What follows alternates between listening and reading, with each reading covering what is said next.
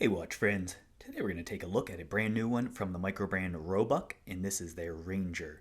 This one is actually currently available on their website for order now, so this is not a pre-order, these are actually in stock. Additionally, I do want to mention up front, this is a production version that was loaned to the channel for review. So that being said, we're looking at the real thing here that you have available for order.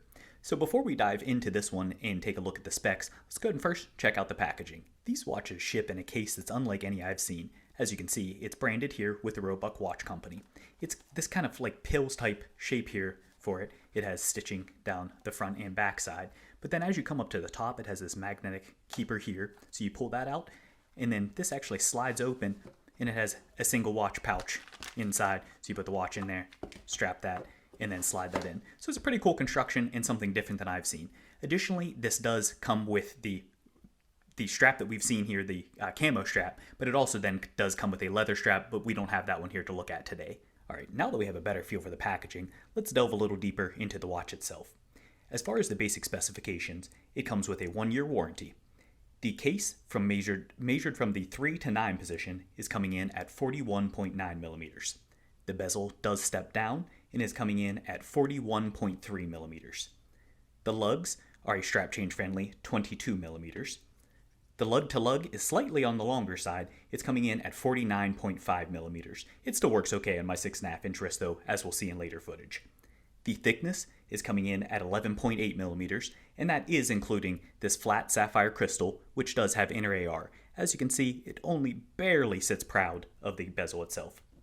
The movement is a Miyota 9039, which if you've watched this channel, I'm sure you're familiar with. It's a nice high beat, it's the 9 series movement, higher beats, so 28,800 beats per hour, around 40-hour power reserve, hacking, hand winding, all that kind of good stuff. Great movements, like them a lot. The water resistance is coming in at 100 meters or 10 atmospheres, so not bad for being a field style, which as you can see, this is like a field or military style for this overall design, so I think that's sufficient. The weight on this canvas strap is coming in at 104.6 grams on my scale. All right, so now that we have the basic specs out of the way, let's go ahead and check out deeper aspects of the watch itself. First, for the colors. This is available in 2 different color options. You've got the blue we're looking at today, and there's additionally a black version. Both of these dials are going to feature a matte or somewhat of a satiny finish for the dial itself. The predominant finishing is going to be printing across the dial. You'll notice at the 12 o'clock position, you do have the Roebuck Watch Company as well as their logo. Down at the 6 o'clock, you have the model name of Ranger. As you move out in the concentric circles there, you have 24-hour markers. Then shifting out further, you have your standard 12-hour markers. And then as we go out to the perimeter, you can see that there is an inner rotating chapter ring, which we'll check this out as far as the overall function as we go throughout the video. On that inner bezel, there is a timing kind of function, so it has your standard 5-minute or 5-second increments and intervals there, and then of course a pip at the 12 o'clock position. The pip is actually a really cool touch.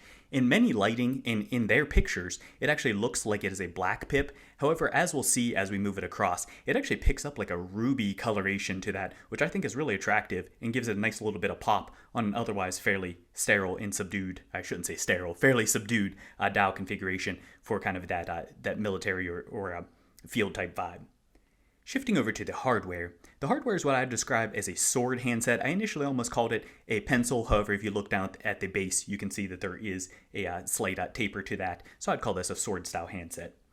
The finish on both the hour and minute, as well as actually the second, is going to be brushing. But then down at the base, it does transition over to a matte black, which I think gives a unique and nice look to that overall. I like the fact that it gives the pop while kind of taking the attention away from the center, especially on the black dial, but also on this blue dial. The second hand does have a nice noticeable arrow at the exterior or at the end of that, so you can pick that up easily when you're looking to see quickly the time.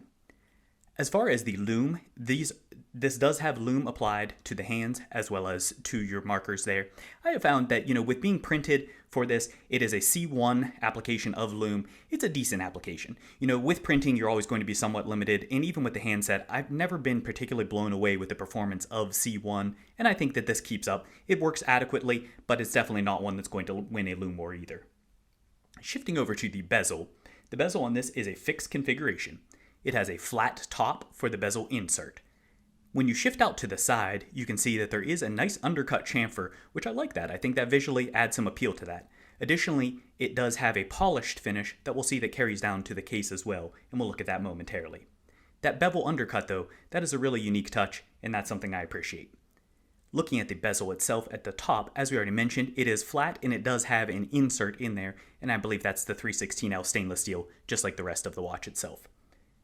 As far as the finishing on the top of the bezel, that is going to be a radial brushing, or I should say a circular brushing. It goes around the radius of that for the overall finish. So a nice application of mixed textures with the polish and the brushing.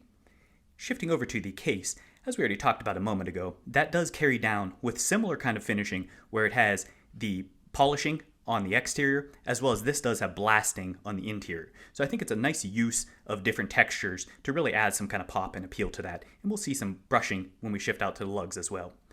One of the biggest things though you're going to notice is the profile of this case. Really attractive. Love that milled kind of finishing. We've looked at some like this in the past with some fancy mill work on the side. It's one of those things, it doesn't obviously add to the function of the watch, but watches are oftentimes about the aesthetics, and that's a nice aesthetic touch. As far as the edges, they're a little bit sharp, but nothing that I would complain about, and certainly nothing that's going to be a functional issue. So really think that's pretty well done overall. And then again, that polishing does carry all the way around. Shifting over, as we already mentioned, on the lugs themselves, you can see that there is brushing applied to the top of that. So it really kind of ties in with everything and gives nice different textures as you go throughout.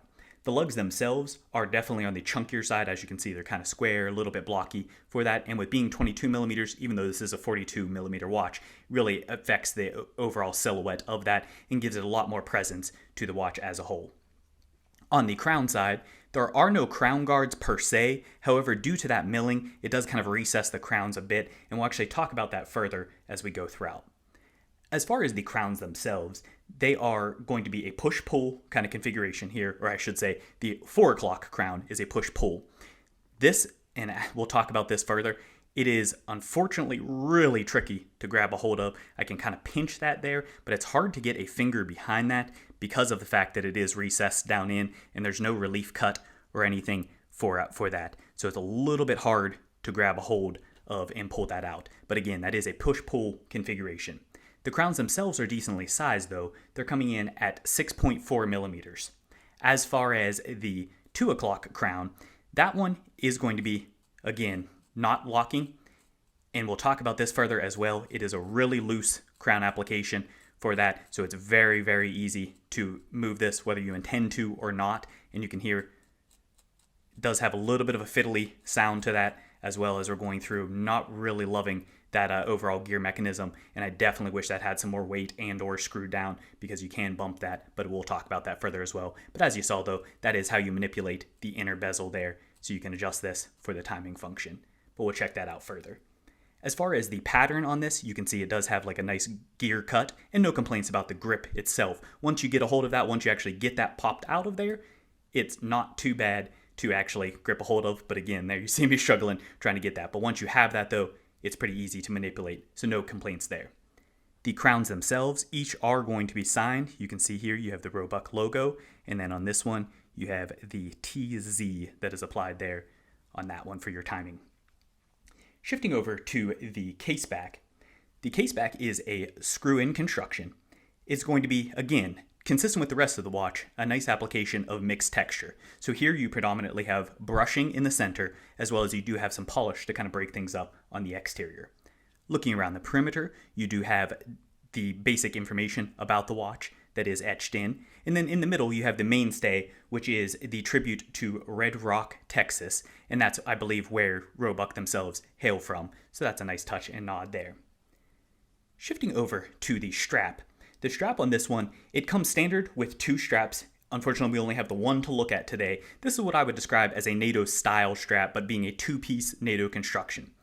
This particular one, it does ship on the camo configuration, and that's true for both the blue and the black. Not necessarily my favorite style out there as far as the style of strap, or alternatively the pattern as well. However, I think it fits somewhat with the style.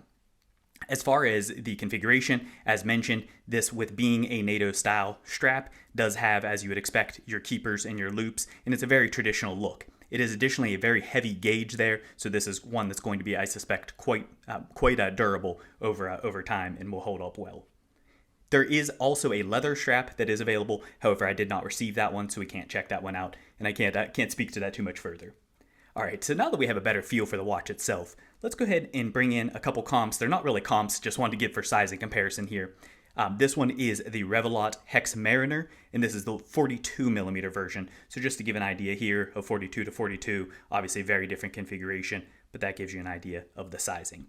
Additionally, bringing in another 42, that this is another pretty atypical 42 millimeter. This one is the Xeric Halograph 3, and this is the automatic variant. But that one's stated at 42 and just gives you an idea there of sizing. The Xeric really wears big though, as we'll talk about. I haven't reviewed this one yet, but I will have that coming up as well, so do stay tuned for that. But that just gives you an idea as far as the overall sizing and presence of that. I don't have anything that really stacks up too well at the moment for comps for that. All right, so now that we have all that out of the way, let's go ahead and wrap things up with my personal view of the positives, some critiques, and unfortunately, there are more than I would like, as well as the summary. First, for the positives. We already looked at it. The case milling, this to me is one of the shining attributes of this watch as a whole. Really like that case milling. I think it breaks up the overall design. I think it adds some allure and intrigue, and it's something you don't see every day. That's something for me I like quite a lot. That's, I think, definitely one of the best attributes. The function on this is a fairly uncommon function, at least in this configuration. We've seen certainly other inter-rotating style bezels. This one with having the timing function and incorporating with like field or military style, it's kind of a cool function and it's something different, so I like that aspect. We already talked about that red pip. I love that little ruby glow that presents for that. I'm not sure what glooby is there, but that ruby glow I think adds just a little bit of appeal and pop to that otherwise again is on a fairly subdued watch, so I think that's a cool touch. And then the legibility, as you'd expect for a field-style watch, this has solid legibility. The hands come right out to the chapter ring, can't really complain there. The numerals are very pronounced, easy to see.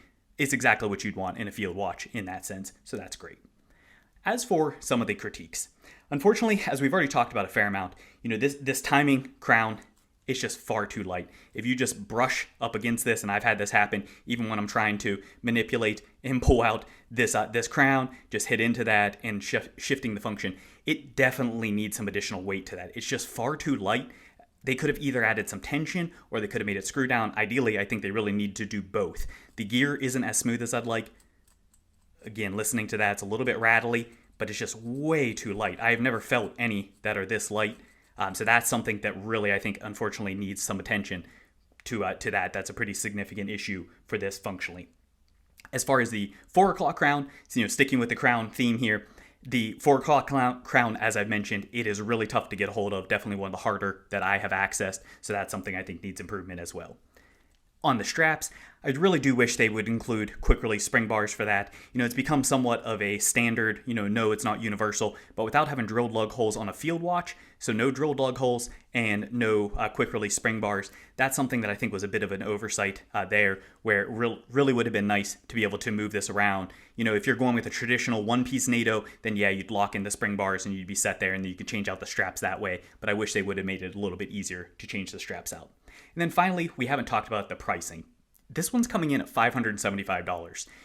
For the overall specs, I really don't think it is bad. However, unfortunately, I would be remiss if I didn't mention, with some of the finishing aspects that we're talking about here, particularly just looking at the crown and some of those pieces, I just don't think it hits as hard as some of the other ones that we've seen in this price point, and even lower for that matter. I just don't think it stacks up amazingly. So while for the specs, overall, I think it is a decent value when you look at the Miota and those kind of pieces in it. It unfortunately, no bracelet, the overall finishing concerns that we've talked about here, it's one that I think the price is a bit of a hard pill to swallow. It did initially launch, I believe, at $525, but when I checked their website before recording, it's showing at $575, so that's what I have to base it on.